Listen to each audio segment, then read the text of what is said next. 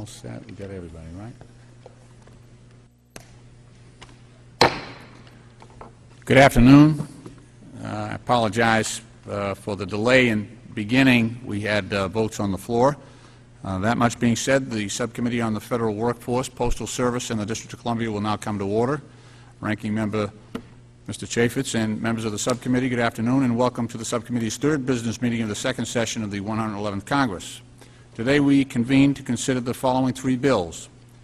Firstly, the Federal Supervisor Training Act of 2010, H.R. 5522. Secondly, H.R. 5702, a bill to amend the District of Columbia Home Rule Act to reduce the waiting period for holding special elections to fill vacancies in membership of the Council of the District of Columbia.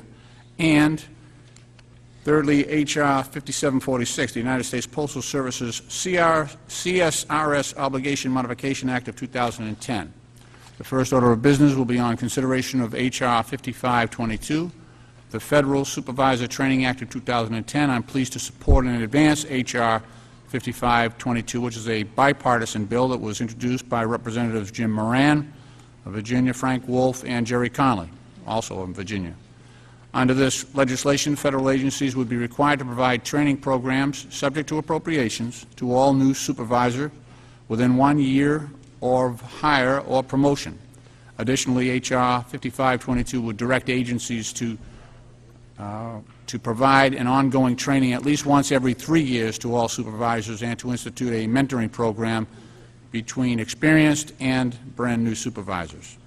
Currently, certain agencies, including the Departments of Defense, Justice, Treasury, and Veterans Affairs, voluntarily provide supervisor training, although they are not required to do so. As we all know, such training can easily be eliminated from an agency's budget due to funding constraints, especially today. Even more alarming is that presently there are a number of executive branch agencies that provide no specific management training. It is abundantly clear that if frontline managers and supervisors are afforded leadership development training, labor management relations will improve significantly, thereby reducing the number of employees' complaints, grievances, and adverse appeals, which ultimately will save taxpayer dollars and increase worker productivity. Further, supervisory training will enhance efforts to inject performance management into the federal workforce, which is an important goal to ensure taxpayer dollars are yielding results. H.R. 5522 is supported by the Federal Managers Association, the Senior Executive Association, the Partnership for Public Service, the American Federation of Government Employees, the National Treasury Employees Union, and the International Federation of Professional and Technical Engineers, and also the National Federation of Federal Employees. Again, I want to echo my strong support for the bill, as I believe that investing in our workforce will help to ensure a more productive, efficient, and skilled federal government for all of our citizens. I'd now like to yield to my friend, the ranking member from Utah, Mr. Chaffetz, for any opening comments he may have. Thank you, Mr. Chairman, and good afternoon to all of you. I appreciate your patience as we had votes, and thank you for that. Without question, all federal government employees, especially supervisors, should be highly skilled and trained. After all, the American people employ them and expect a return on their investment. It is also incumbent upon us to ensure that hard-earned tax dollars are not being spent frivolously, and I commend you, Mr. Chairman, for bringing your concerns as to the training of federal supervisors before this committee. I also think it would probably be accurate to say there are significant dollars associated with training and re-educating employees. Certainly that is something that this committee should continue to reevaluate. However, I do have serious concerns with this legislation. First of all, I believe this legislation is duplicative and unnecessary. Current laws allow the heads of agencies to consult with OPM to establish training programs for their supervisors and their managers. If this subcommittee believes there are agencies skirting their obligations to properly train their employees, it is our responsibility to investigate this matter and not to pass inflexible government-wide mandates. At a time when American families are tightening their budgets, I cannot support a measure that requires federal entities to do something they should have already been doing at an increased cost to the taxpayers. Secondly, I believe this legislation speaks to a larger concern that I and many of my fellow Americans have about our bloated federal bureaucracy. Namely, far too many individuals get placed into positions they are not qualified for, and it is next to impossible to remove them despite a history of poor performance. Instead of giving supervisors expedited authority to fire employees who are not performing their jobs, H.R. 5522 provides them with training on how to effectively manage employees with, quote, and I quote, unacceptable performance, end quote.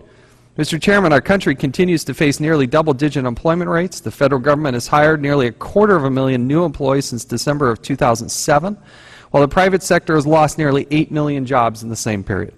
We should be discussing ways to make agencies operate more efficiently and more effectively while reducing costs and waste. I just happen to believe that H.R. 5522, as it's presently constructed, does not accomplish this goal, and therefore I am going to be voting against this bill. Thank you, Mr. Chairman. I yield back the balance of my time. I thank the gentleman. The Chair now recognizes the gentlelady from the District of Columbia, Ms. Eleanor Holmes Norton, for 5 minutes. Mr. Chairman, I'm a co-sponsor of this bill with you, and I must say I appreciate your initiative on this bill. People rise through the ranks in private industry as well as in government based on competence. They may or may not have managed employees. Sometimes they have managed employees, but far fewer than the numbers they will come to manage. The very first entity that ought to be about training managers is the federal government. We cannot complain about inefficiency in the federal government and then explain and then expect that management ability was born into somebody's competence. Yes, they are competent. With a little management training, that competence can be applied, the competence that gets them promoted up the ranks, which is a laudatory way for federal employees as well as private sector employees to rise, can be grasped and put to good use. Management is something of a different skill. It is not an inborn skill. You may be an extraordinary scientist. You may be an extraordinary doctor, but you do not necessarily have all of the tools that it takes to manage other doctors or other scientists.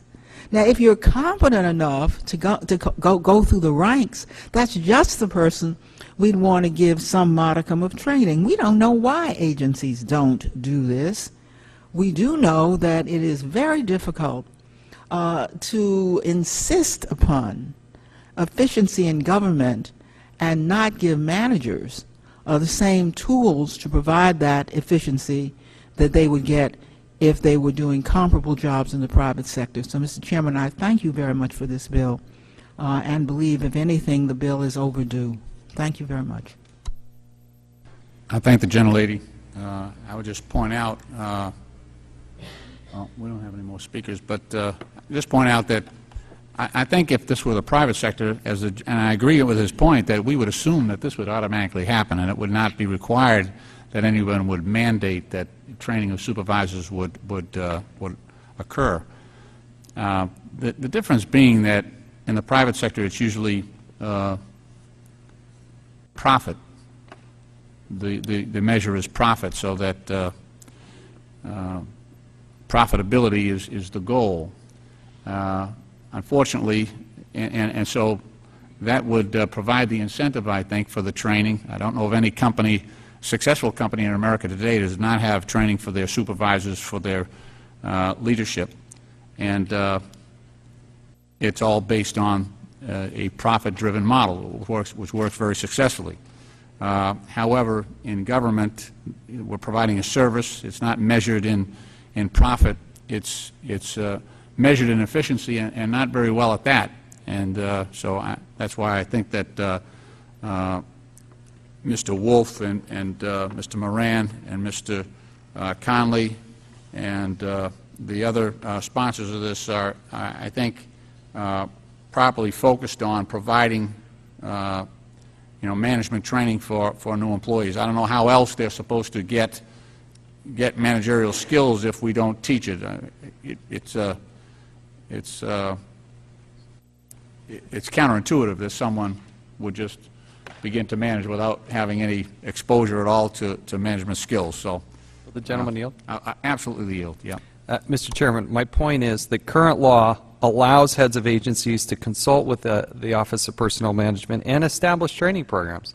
I'm in favor of training programs. I have no problem with training programs. But I think this is somewhat duplicative of what is currently allowed under the law. And we may disagree on that, but I think we can agree that, yes, training is appropriate. Profit, nonprofit, government agencies. I'm not opposed to training per se. I'm just saying that I believe that the way 5522 is structured, it's duplicative, it's not necessary, and that's my point. Yield back. I thank the gentleman.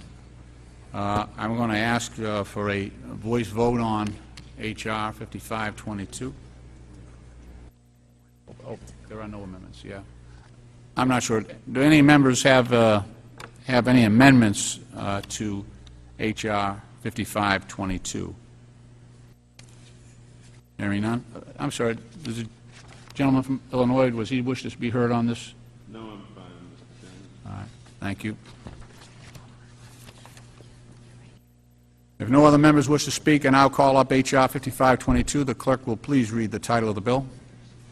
H.R. 5522, a bill to amend Chapter 41 of Title V United States Code to provide for the establishment and authorization of funding for certain training programs for supervisors of federal employees. I ask unanimous consent that the bill be considered as read and open for amendment at any point, and without objection so ordered. Does any member wish to offer an amendment? If no members wish to offer an amendment, I now move that the Subcommittee on the Federal Workforce, Postal Service, and the District of Columbia report H.R. 5522 to the Committee on Oversight and Government Reform with the recommendation that the bill does pass. The question is on favorably reporting H.R. 5522 to the Committee on Oversight and Government Reform. All those in favor will now signify by saying aye. Aye. All opposed say no. No. In the opinion of the chairs, the ayes have it. The motion is agreed to, and H.R. 5522 is ordered reported to the Committee on Oversight and Government Reform. You've got to give me an A for enthusiasm. It was good. It was good. You were close. You were close. The next measure being considered is H.R. 5702, a bill that amends the District of Columbia Home Rule Act to reduce the waiting period for holding special elections to fill vacancies in the membership of the Council of the District of Columbia. The bill now before us was introduced by Congresswoman Eleanor Holmes Norton on July 1st, 2010, and is a fairly straightforward and simple piece of legislation. In short, H.R. 5702 reduces the time that a vacant seat will be left open in the District of Columbia Council by 44 days. Under current law, the D.C. Board of Elections and Ethics must hold a special election to fill a vacancy on the Council within 114 days after that vacancy occurs. Due to the stipulation in the Home Rule Act, which is a federal statute, there have been periods in the history of the Council where district residents remained unrepresented for nearly 4 months at a time. Therefore, legislation was introduced and passed by the Council to shorten the time period from 114 days to 70 days. This bill, if passed, would ensure more continuous representation for the citizens of the district who already do not have full-scale Democratic representation. For that purpose, I support the gentlelady and her legislation, and I urge swift adoption by the subcommittee. I now yield to the ranking member for any opening comments that he may have. Thank you, Mr. Chairman. H.R. 5702 simply amends the District of Columbia Home Rule Act in order to reduce the waiting period for holding special elections to fill vacancies in the memberships of the Council of the District of Columbia.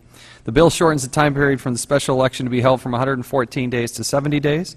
I'd like to thank Representative Norton for her leadership in helping to bring this legislation before us. I want to note for the record my strong support of her action in this, that we can work together on things on things like this. And I see no reason to stand in the way of this. It seems like a simple, easy, reasonable thing to do, and I wholeheartedly support it. I yield back, Mr. Chairman. The Chair now recognizes the lead sponsor of this measure, Ms. Eleanor Holmes Norton of the District of Columbia.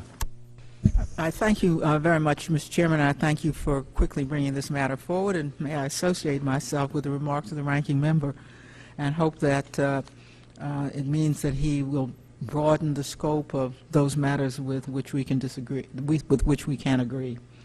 I certainly am open.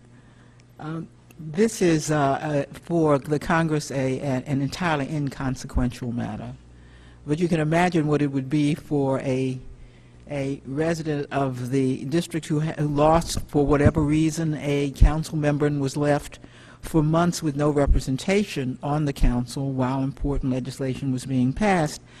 So this is a bill really at the request of the local council.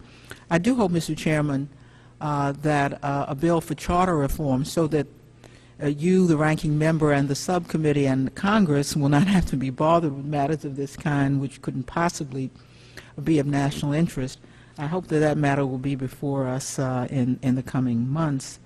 The District of Columbia appears to simply cut in half the number of days and said, let's shorten the time from 114 to 70 days to avoid extended periods of time without local representation. The residents of the District of Columbia have spent 200 years without congressional representation, at least vote representation. So I was quick to say, as you have just said, Mr. Chairman, whatever representation we can get on, let's be quick to do it. And I appreciate how quickly you have come forward and skillfully you have handled this and other matters before this committee. Thank you very much.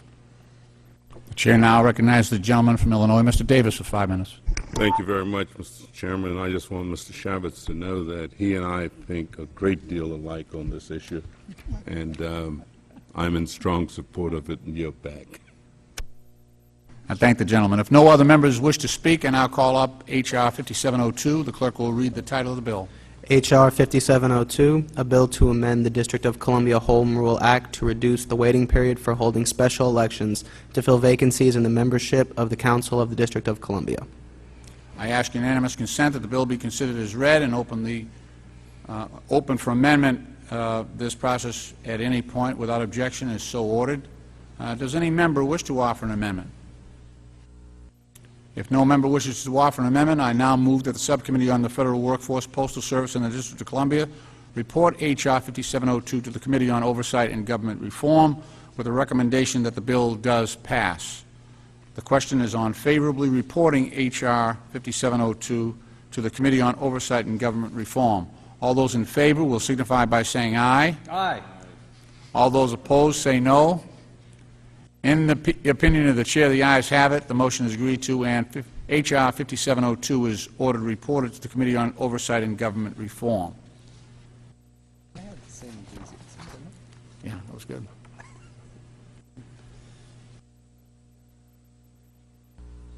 We will now move to H.R. 5746, the United States Postal Service's CSRS Obligations Modification Act of 2010.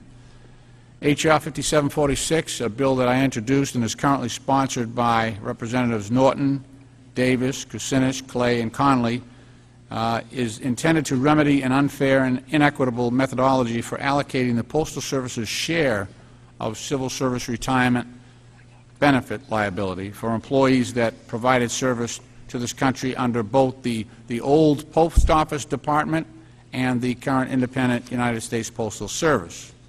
According to a January 2010 report by the United States Postal Service's Office of the Inspector General, the Postal Service paid more into the Civil Service Retirement and Disability Trust Fund than it would have paid if a more equitable methodology were used to allocate CSRS, which is Civil Service Retirement System, benefit liabilities between the federal government and the United States Postal Service. As a result of the Postal Service OIG, Office of the Inspector General, report findings, the Postmaster General of the United States submitted a request in accordance with Section 802C of the Postal Accountability and Enhancement Act to the Postal Regulatory Commission, calling for an independent and objective review of the methods used to allocate benefit liabilities between the old Postal Service Department and the federal government under generally accepted actuarial practices and principles. The independent actuarial firm hired by the PRC, the Postal Regulatory Commission, was the Siegel Company, and it determined that the current methodology used by the Office of Personnel Management for allocating such retirement benefits between the United States Postal Service and the federal government follows an antiquated methodology that fails to incorporate current actuarial best practices and accounting standards as recognized and codified by the Financial Accounting Standards Board. Accordingly, to remedy this unjust treatment, H.R. 5746 directs the Office of Personnel Management to update and modernize the actuarial methodology to be used in allocating civil service retirement system benefit liabilities between the Postal Service and the federal government in accordance with the Siegel Company's recommendations. Under this approach, the federal government's portion of an individual civil service retirement annuity will be based on the Civil Service Retirement Benefit Accrual Formula and the conventional benefit accrual formula, in the conventional individual's high 3 average salary. By utilizing this methodology, this legislation will ensure that OPM, the Office of Personnel Management, is using modern actuarial practices and accounting standards codified by the Independent Financial Accounting Standards Board under FASB ASC 715 to apportion the benefit liabilities. Lastly, I'd like to mention that this bill is a matter of fairness and equity rather than a remedy to the Postal Service's current financial woes. I think we all recognize that in addition to H.R. 5746, there may be a series of Postal Service-related legislative measures that this Congress and the next will have to deal with. But at the moment, I'm happy that in this bill we are taking an important step forward, legislating a more equitable share in the pension obligation for those workers who served nobly under both the United States Postal Service and the federal government's Postal Department. I urge my colleagues to join me in supporting and fine-tuning H.R. 5746, and with that I now yield to the ranking member for any comments he may have. Thank you, Mr. Chairman. The heart of my concern is the swift nature in which we're trying to move this forward. There is great confusion among the CRS, the CBO. We have had this bill for literally, we can count days or hours in which this has been reviewed. And while that may be appropriate for some bills at some times that are of somewhat inconsequential, this has big consequences. It has not been properly studied, and that's the heart of my concern.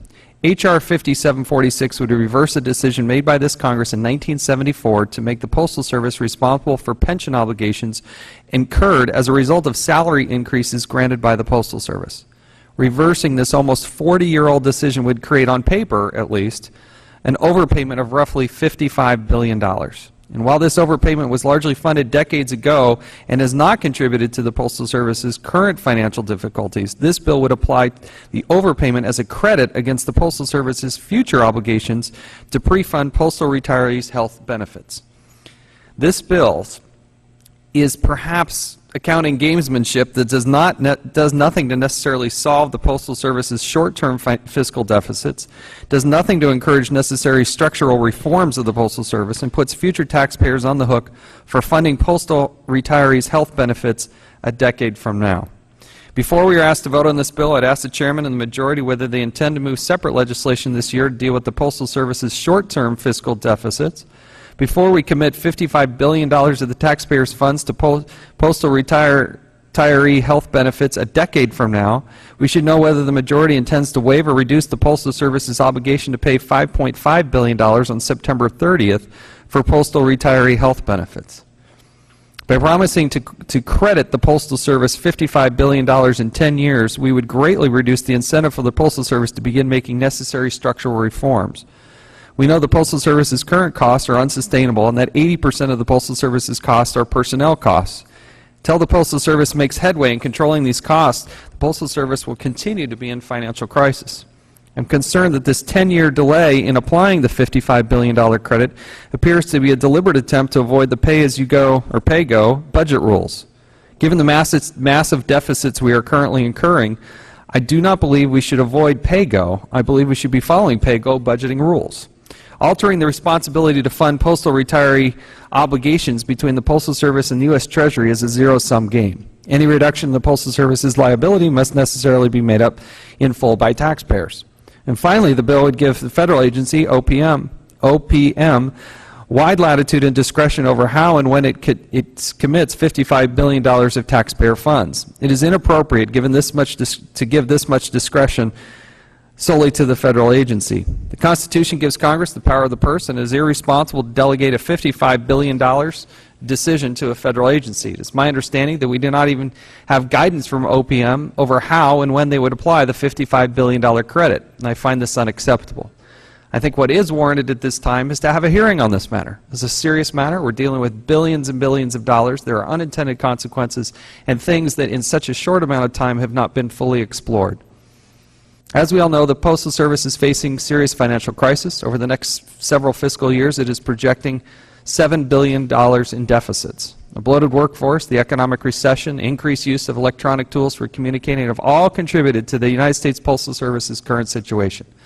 And I'm committed to working with you and others to address these issues in a fiscally responsible manner. However, I simply have hesitancy about this bill and its ability to solve the fiscal matters before us. Again, I would ask for a hearing and for a further understanding and a unification on what the numbers truly are before we move forward, Mr. Chairman. I yield back.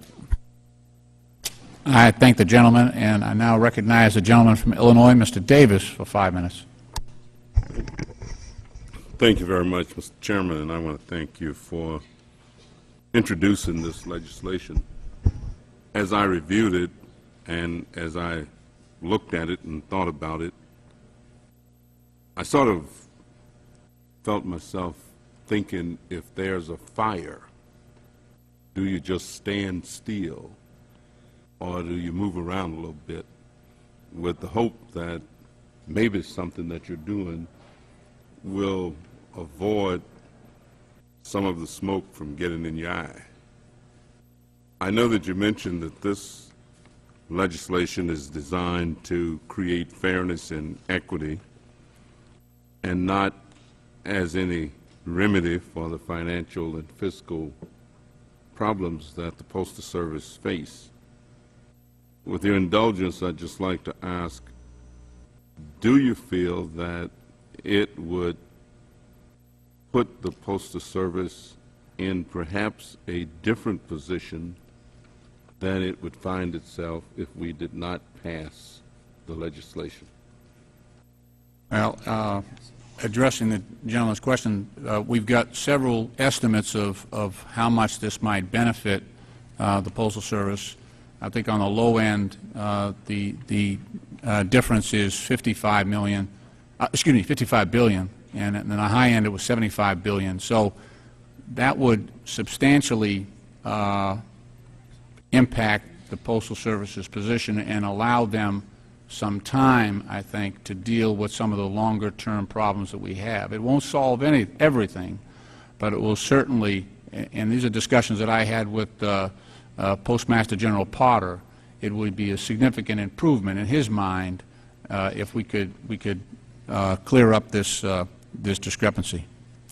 Thank you very much. I mean, I would agree that it certainly will not solve all of the problems, but if I was given my druthers, I'd rather have $55 billion than no billion, and I'd even rather have 75 than 55.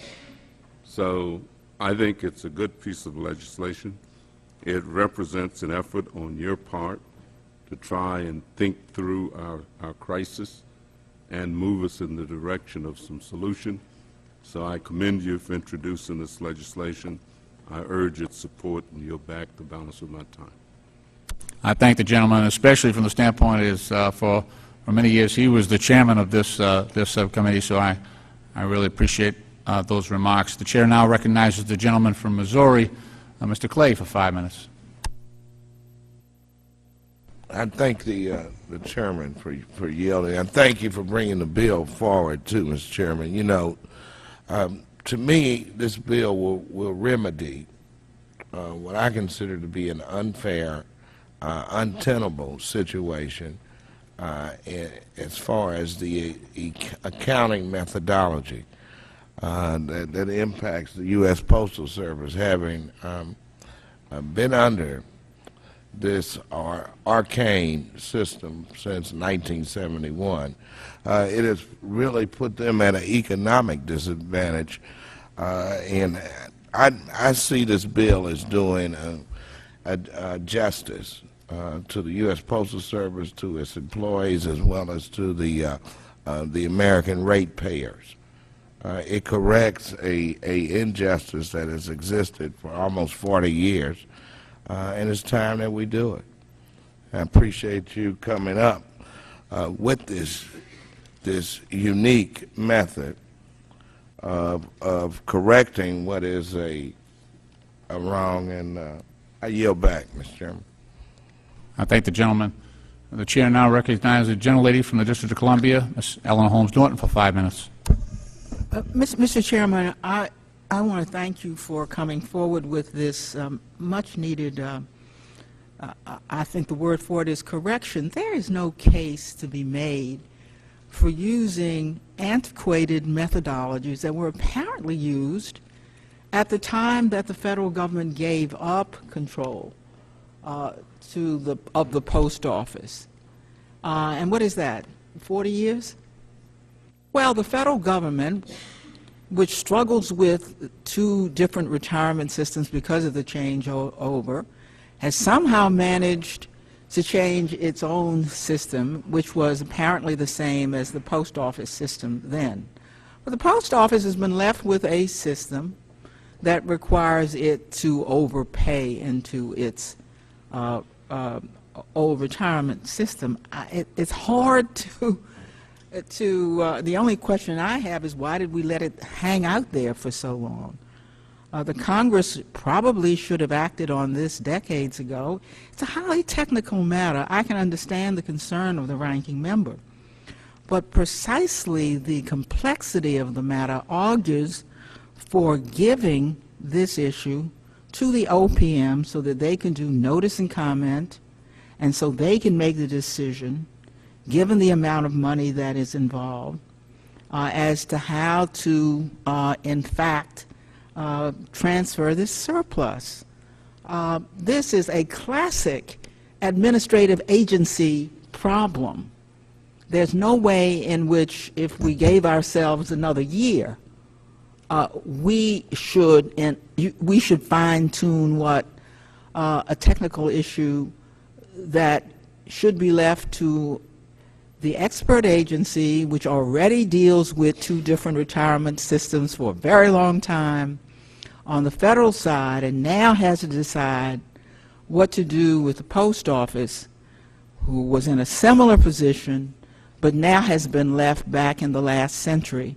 So I think it's just the right thing to do to correct it, to leave to the expert agency how to correct it, and to get the authorization to correct it done, and to bring the post office into the same kind of equitable circumstance that federal employees long ago traveled to. Thank you, Mr. Chairman. I thank the gentlelady. The chair now recognizes the gentleman, the distinguished gentleman from Maryland, Mr. Cummings, for 5 minutes. Mr. Chairman, I won't be that long. I simply support this legislation. I think it's very important, and I think that it's a matter of fairness, and it's simply the right thing to do. The idea that there have been overpayments, and that there is this, I see this as more or less correcting some things that have not been done properly in the past. And it's clear that without doing what we're doing here today, we put a lot of jobs and service in jeopardy, and we simply cannot afford that. And so, again, I applaud you, and I look forward to voting for the bill. With that, I yield back. I thank the gentleman. Chair now recognizes the gentleman from Ohio, Mr. Kucinich, for 5 minutes. Thank you, Mr. Chairman. All those who dedicated their life of service to the Post Office Department or the Postal Service should know that this subcommittee stands solidly behind a formula which will achieve an equitable an equitable solution to the questions relating to the allocation formula. So I think that the chair has achieved that, and the methodology that you've determined would be the most fair approach to use is one that I think has been thought through, and that it deserves support, and I do support it. Thank you. Yield back. I thank the gentleman. The chair now recognizes the gentleman from Virginia, Mr. Connolly, for 5 minutes. Thank you, Mr. Chairman. I would ask unanimous consent to be recorded in the affirmative in the previous votes. Without objection. I thank the chair. Mr. Chairman, Congressman Moran, Wolf, and I recently introduced bipartisan legislation to strengthen the training of federal managers. This bill, H.R. 5522, has the support of the Senior Executives Association and the Federal Managers Association. I know from experience in the private sector that high-performing employees don't necessarily understand how to be good managers when they're promoted to positions of managerial responsibility. Frequently, even in the private sector, we'll take a good scientist or a good engineer, or even in the school system a good teacher, and we'll promote them into management.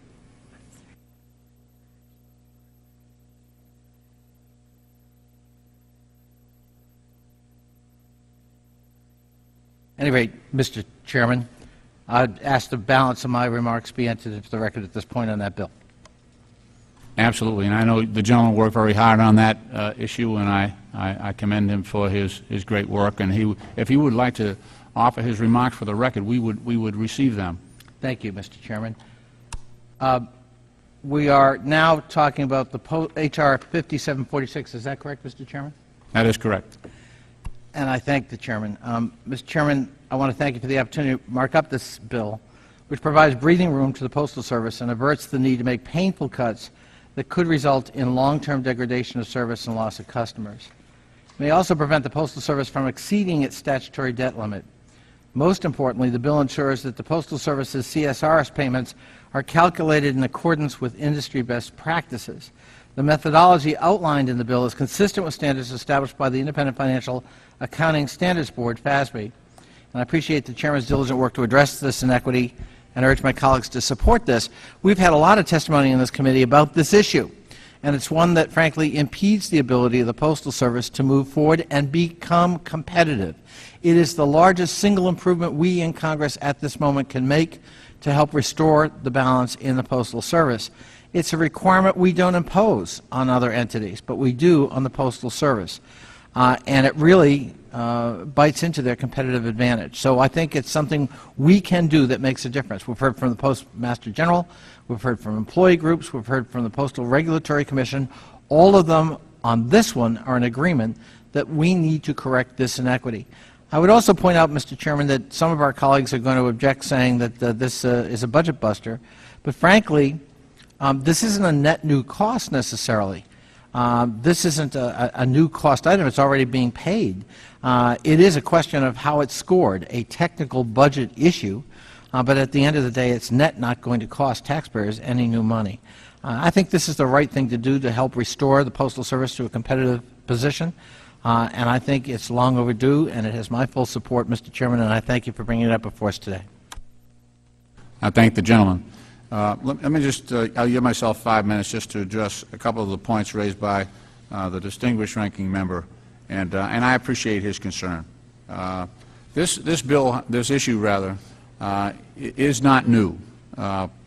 It may seem new, but it was first raised by the Postal Service's Office of the Inspector General back in January of 2010. So we've been dealing with this since that time, so about 6 months, and that might seem fast because of the rate at which everything else in this body moves. But so we've had a chance now for 6 months to have some studies done, and we have weighed several approaches here. So we are trying to do this in a very thoughtful and deliberate way.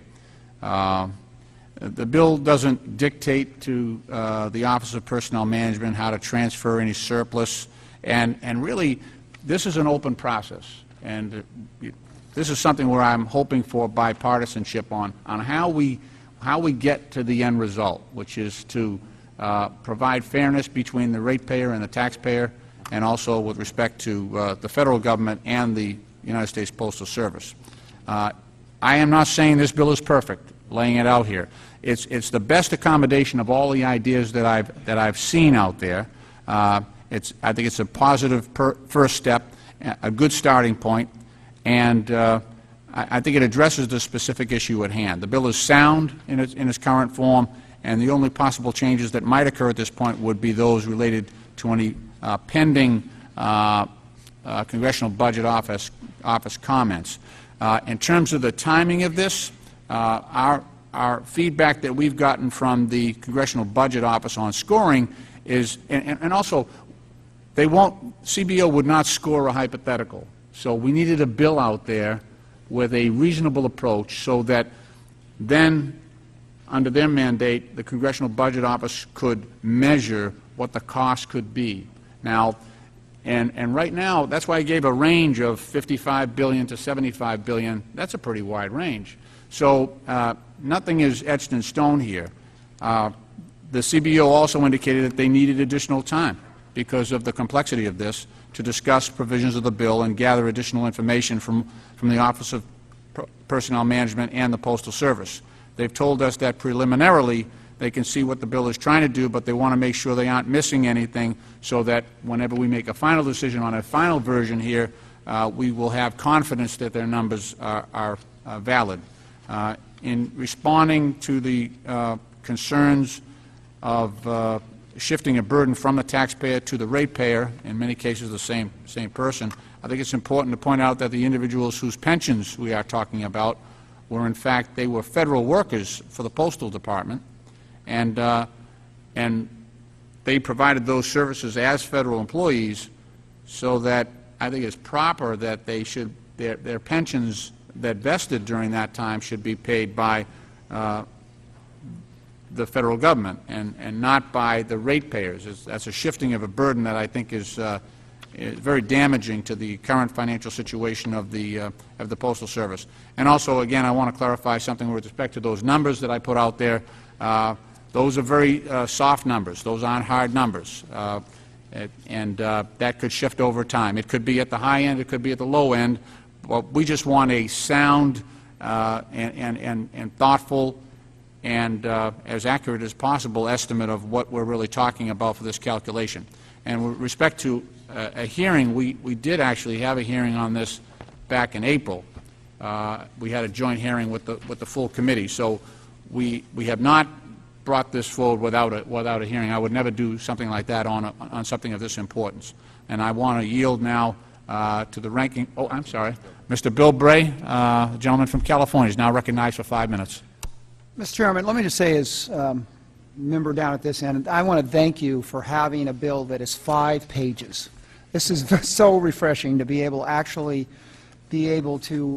have the ability to not only read it, but actually discuss it and be able to actually know exactly what actions were taken and be able to contemplate that. And frankly, I'm really happy to hear that we're not talking about a comprehensive approach to this issue. We're talking about let's do what we can, where we can, when we think it's appropriate, and move through this process as we can. And we may have to change the strategy. So I have some real concerns with this legislation, but I have a great appreciation for the means in which you've approached it, how we've gone after this. I think there is concerns here about how much is the taxpayer bearing on this or taking with this legislation. But then again, there's how fair is it for the ratepayer to be burdened with an obligation that wasn't directly related to the service being provided by the Postal Service to that ratepayer. So I have concerns, and I think they're legitimate concerns that both sides have raised on this, but frankly, I am more comfortable with the ratepayer paying their fair share. I think the biggest concerns that you probably have with the ranking member is the fact that when we don't know how the taxpayer is ever going to pay their fair share, the way that the budget is exploding. So I just have to tell you, frankly, I appreciate the fact that it's 5 pages. You didn't try to do big, huge item. I don't have to go through and ask staff to spend, try to find what's in it after we vote. And I do appreciate that. And I have concerns about this. I just want to clarify with staff, do I have a conflict on this item because I have a family member on the commission? Does anybody know if that's a conflict under our laws? Well, And on clarification, it question. may not count as a family member because he's a member of the Democratic Party, okay? oh, okay. There's one of those in every family. Yes, I know it. Actually, I'm one of those. If you're in our trouble, family. I've got, I think at last count, 17 members of my family, extended families and in-laws and cousins that work for the post office, so if you're in trouble, I am as well. Why don't we ask staff to look that up? I'm just saying that this is the policy, the recommendation is actually being made by my first cousin. I think some of you have served with Jim, but right. just make sure that it doesn't appear like I'm not declaring my affiliation with one of these recommendations. So I will yield to the ranking member if there's any time left. Sure there is.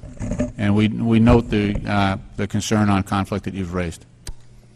Thank you. Part of the concern here is the fact that this bill was introduced, I believe, last Thursday, substitute less than 24 hours ago. We did have a hearing a number of months ago. I do think the impact of this, it warrants a bit more time before we simply pass it off to the full committee.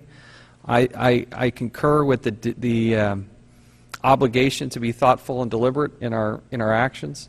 And I compliment the chairman for taking on a complex issue and not just punting it down the road. This should have been probably dealt with a while ago. But here are some of the words and some of the things I heard in these discussions. Unique, it's highly technical, it's complex, 55 billion, 75 billion. There is so much that we still need to learn about what's going to happen or not going to happen. And this is not simply just, oh, we're going to just erase it and the 55 billion goes away. No. You're going to change that obligation from one set of people to another set of people. Now, I recognize and concur with the idea that we have to address this. Don't get me wrong. I'm not suggesting that we do nothing, but I'm suggesting that, yeah, there's some things that we need to further explore, like if there's such urgency, then why are we punting this 10 years down the road? Oh, that just coincidentally puts us outside the rules, outside the scope of PAYGO. Oh, okay, well, that's convenient. So, you know, there are little things like that that I think we all deserve to have explored before we simply shift things from one piece of paper to another piece of paper.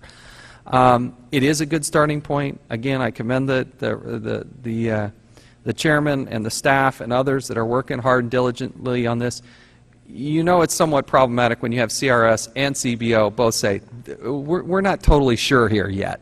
And I guess that's my point. And I think that we as a subcommittee have the obligation to ferret these details out rather than just keep pushing it down the road.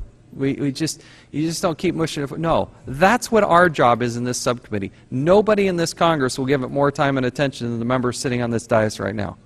So let's not just say, oh, okay, yes, without truly understanding what is going to happen. And I think we will gain credibility as a subcommittee and as a Congress by fully understanding and have this fully vetted out before we simply pass it up to the full committee. Let's have it mean something other than, oh, okay, well, you know, it's important. Okay, well, yeah, it's important, but let's understand the details of it. That's my point, Mr. Chairman, and yield back.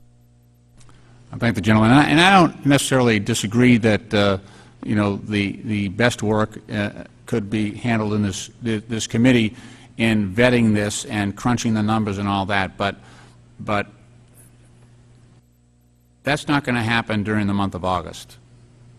It is not. And what I'm trying to do here is to make use of the time for the Congressional Budget Office and CSRS and the Postal Service to crunch these numbers, boil it down. There are competing interests there, so I think they will work out. It's an adversarial system, so I think they will work out something that, and they'll make their cases. You'll hear CSRS, the Civil Service Retirement System, say one thing. You'll hear the Postal Service say another thing. The Office of the Inspector General, the independent accounting firms, they will drill down, and we'll be able to use the data and the process that they will go through during the month of August, so that when we come back in September, we'll be able to grapple with this, and we'll have much better information. And I'll tell you, just as they have said we're not so sure, I'm not so sure. And that's what I'm trying to get at. We need more information. We need CBO to come in with that assessment on what we are really talking about and how this might score, because in order to move this thing any further in the process, we're going to need that very important information. Lastly, I would just say that this is a problem that began back in 1971, and folks have been kicking this thing down the road for a long time now, and I just think it's, you know, we can't continue to do this. It's going to blow up. It's sort of like some of our budgetary problems on the overall government budget. We continue to just kick these things down the road, and now they're catching up with us. So what I'm hoping is that we'll definitively deal with this. We'll try to keep it in a, you know, a concise, understandable form so people understand what's going on. And it's going to be a tough decision either way. There will be no important, there will be no easy outs here. It's going to be a tough decision, but we'll make it with, it will be an informed decision based on what the CBO comes back with, the Congressional Budget Office comes back to us with, and we'll be able to, at the end of the day, say we're doing the best thing for the American people. Does the gentleman from Virginia seek time? I was going to ask if the chairman would yield for a question. Oh, yeah. Gentleman is recognized for 5 minutes. Mr. Chairman, does majority staff remember how many hearings this subcommittee has had on the plight of the Postal Service in this Congress? It would be a guess, but 5 or 6, I think. At least 5 or 6 I've attended. And, Mr. Chairman, is it not true that at every one of those hearings, this issue has actually been a prominent issue in testimony and in questioning? In some respect, yeah. In one form or another, yes. And, Mr. Chairman, is it not true that both the Postmaster General and the head of the National Regulatory Commission, Ms. Galloway, and others have testified that key to any solution, fiscal solution for the financial woes of the Postal Service, this piece is essential? Oh, yeah. Words to that effect, yes. And, Mr. Chairman, finally, is it not true that in all of those hearings, what has been pressed upon this committee is the urgency and immediacy of the issue, that we can't continue to dither and do nothing, otherwise the situation continues to deteriorate? Is that correct, Mr. Chairman? That is. And as the chairman has noted already, if we're going to get a bill scored by the Congressional Budget Office, because of the arcane nature of that process, we have to have a bill to be scored. And that means this subcommittee has to report something out, hopefully something meaningful, and I think this bill is, that gives the CBO something to score. Mr. Chairman, in light of the answers to those questions you've given, I will support the motion to report out a bill. Mr. Chairman. Thank the gentleman. Does Chairman, anyone wish to seek time? Will Chairman yield to one question? This doesn't take effect till 2021, is that correct? Actually, the reconciliation would begin. That's what we're trying to find out from CBO, is when the reconciliation would actually begin between the differences in the two funds and how they might accomplish that. Conceivably, or theoretically at least, there are some who we have consulted who said that this may be accomplished without a scoring impact. Now, so, you know, if it can be done without a scoring impact, it can just happen. It can just happen. And so that's one of the things we're trying to drill down, because I agree, you've raised a valid concern that on the House floor, the scoring issue will be paramount for many, many members on your side of the aisle and mine. And we're just trying to give them a clear picture of how this is going to happen. We need CBO's imprimatur of legitimacy on the issue, and that's why we're trying to work this bill through the process. You know I have a lot of members on my side who don't know how they're going to vote on this issue until they have all the information. So this is not a this is not a cinch. This is not something that's been previously determined. This is something that is really open to question on your side as well as ours. I know that from a technical standpoint, to answer your question, the bill would go into effect immediately. there's 6 months for a recalculation, and then 90 days after that for regulations on transfer, which would be how much of the allocation and funding would be shifted over what period of time. So, but the bill would go into effect immediately. Any other members wish to be heard on this? Okay.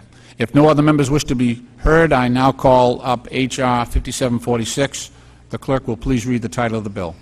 H.R. 5746, a bill to amend the provisions of Title V United States Code relating to the methodology for calculating the amount of any postal surplus or supplemental liability under the Civil Service Retirement System.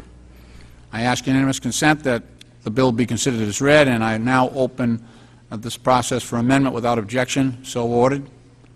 I believe I have an amendment in the nature of a substitute at the desk. The clerk will designate the amendment. Amendment in the nature of a substitute to H.R. 5746, offered by Mr. Lynch of Massachusetts. I ask unanimous consent that the amendment be considered as read. Without objection, the amendment is considered as read, and I ask unanimous consent that the amendment be considered as original text. I now recognize myself for 5 minutes. This amendment I'm offering makes a number of minor changes based on feedback that we've received from various stakeholders. First, the amendment clarifies that the reallocation of CSRS, Civil Service Retirement System, benefit liabilities applies to benefits already paid, as well as benefits to be paid in the future.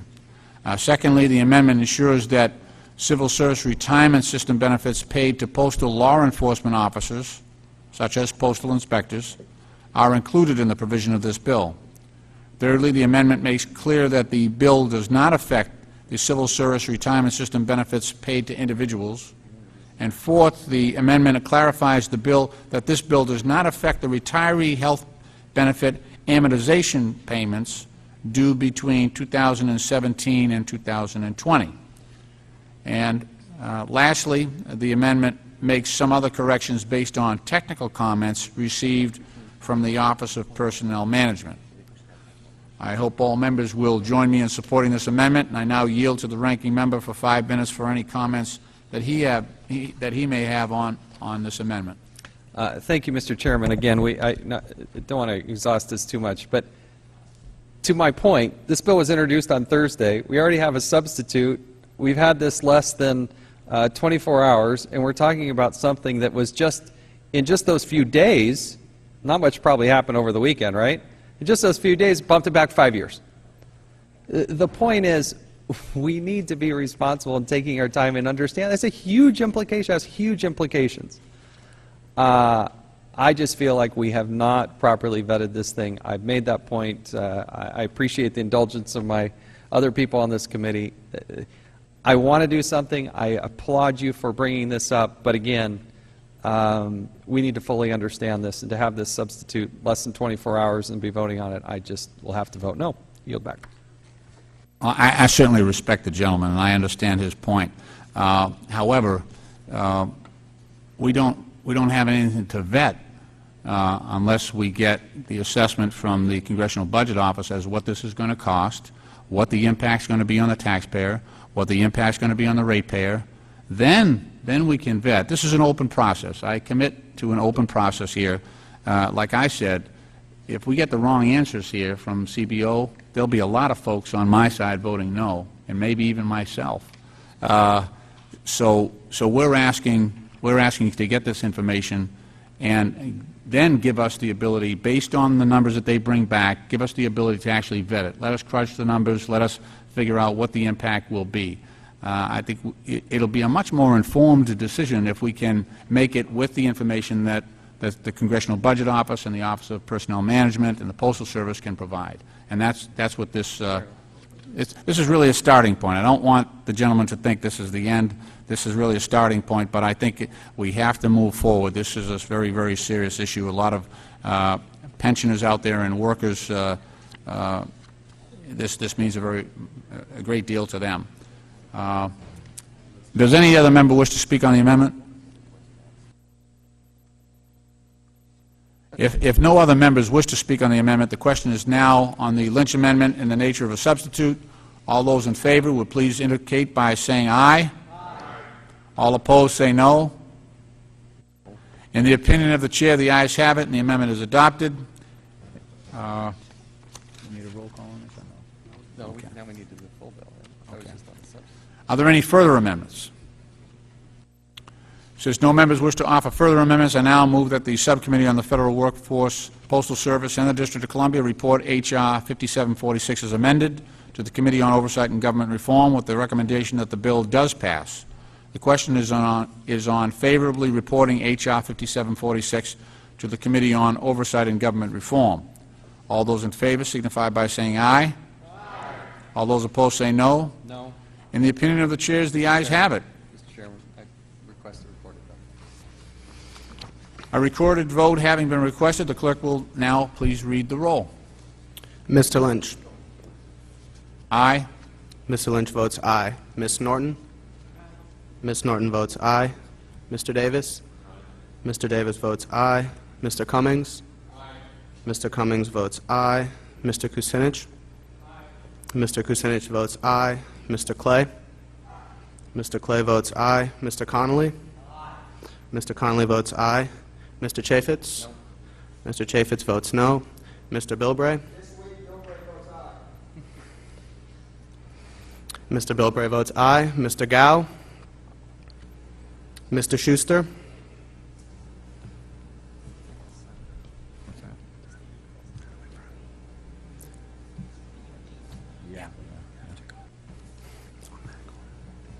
The clerk will now please report the roll. On that, the vote, the ayes are 8, the noes are 1.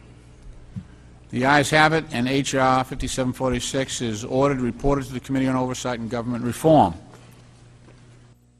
This concludes our business for the day. I ask unanimous consent that the staff be authorized to make any technical and conforming changes to all matters ordered reported. Without objection so ordered, this committee now stands adjourned. Agencies, including the Departments of Defense, Justice, Treasury, and Veterans Affairs, voluntarily provide supervisor training, although they are not required to do so.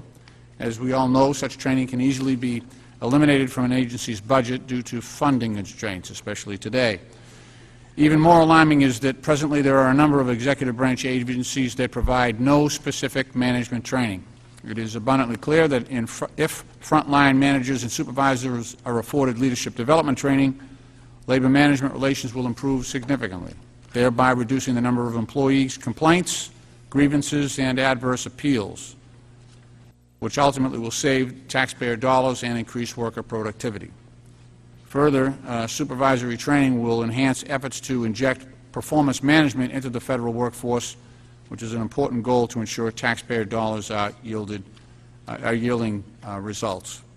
H.R. 5522 is supported by the Federal Managers Association, the Senior Executive Association, the Partnership for Public Service, the American Federation of Government Employees, the National Treasury Employees Union, and the International Federation of Professional and Technical Engineers, and also the National Federation of Federal Employees. Again, I want to echo my strong support for the bill, as I believe that investing in our workforce will help to ensure a more productive, efficient, and skilled federal government for all of our citizens. I'd now like to yield to my friend, the ranking member from Utah, Mr. Chaffetz, for any opening comments he may have. Thank you, Mr. Chairman, and good afternoon to all of you. I appreciate your patience as we had votes, and thank you for that. Without question, all federal government employees, especially supervisors, should be highly skilled and trained.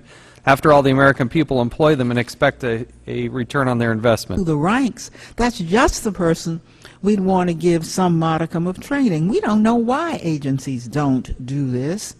We do know that it is very difficult to insist upon efficiency in government and not give managers the same tools to provide that efficiency that they would get if they were doing comparable jobs in the private sector. So, Mr. Chairman, I thank you very much for this bill and believe, if anything, the bill is overdue. Thank you very much. I thank the gentlelady. I would just point out, well, we don't have any more speakers, but just point out that I think if this were the private sector, and I agree with his point that we would assume that this would automatically happen and it would not be required that anyone would mandate that training of supervisors would occur. The difference being that in the private sector it's usually profit. The measure is profit, so that profitability is the goal. Unfortunately, and so that would provide the incentive, I think, for the training. I don't know of any company, successful company in America today, that does not have training for their supervisors, for their leadership, and it's all based on a profit-driven model, which works very successfully. However, in government, we're providing a service. It's not measured in profit. It's measured in efficiency, and not very well at that. And that's why I think that Mr. Wolf and Mr. Moran. I just happen to believe that H.R. 5522, as it's presently constructed, does not accomplish this goal, and therefore I am going to be voting against this bill. Thank you, Mr. Chairman. I yield back the balance of my time. I thank the gentleman. The Chair now recognizes the gentlelady from the District of Columbia, Ms. Eleanor Holmes Norton, for 5 minutes. Mr. Chairman, I'm a co-sponsor of this bill with you, and I must say I appreciate your initiative on this bill. People rise through the ranks in private industry as well as in government based on competence. They may or may not have managed employees. Sometimes they have managed employees, but far fewer than the numbers they will come to manage. The very first entity that ought to be about training managers is the federal government. We cannot complain about inefficiency in the federal government and then explain and then expect that management ability was born into somebody's competence. Yes, they are competent. With a little management training, that competence can be applied, the competence that gets them promoted up the ranks, which is a laudatory way for federal employees as well as private sector employees to rise, can be grasped and put to good use. Management is something of a different skill. It is not an inborn skill. You may be an extraordinary scientist. You may be an extraordinary doctor, but you do not necessarily have all of the tools that it takes to manage other doctors or other scientists. Now, if you're competent enough to go through, it is also incumbent upon us to ensure that hard-earned tax dollars are not being spent frivolously, and I commend you, Mr. Chairman, for bringing your concerns as to the training of federal supervisors before this committee. I also think it would probably be accurate to say there are significant dollars associated with training and re-educating employees. Certainly that is something that this committee should continue to reevaluate. However, I do have serious concerns with this legislation. First of all, I believe this legislation is duplicative and unnecessary. Current laws allow the heads of agencies to consult with OPM to establish training programs for their supervisors and their managers. If this subcommittee believes there are agencies skirting their obligations to properly train their employees, it is our responsibility to investigate this matter and not to pass inflexible government-wide mandates.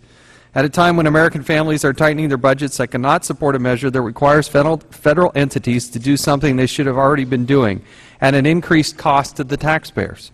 Secondly, I believe this legislation speaks to a larger concern that I and many of my fellow Americans have about our bloated federal bureaucracy. Namely, far too many individuals get placed into positions they are not qualified for, and it is next to impossible to remove them despite a history of poor performance. Instead of giving supervisors expedited authority to fire employees who are not performing their jobs, H.R. 5522 provides them with training on how to effectively manage employees with, quote, and I quote, unacceptable performance, end quote. Mr. Chairman, our country continues to face nearly double-digit employment rates. The federal government has hired nearly 250,000 new employees since December of 2007, while the private sector has lost nearly 8 million jobs in the same period. We should be discussing ways to make agencies operate more efficiently and more effectively while reducing costs and waste. We all set? We got everybody, right? Good afternoon.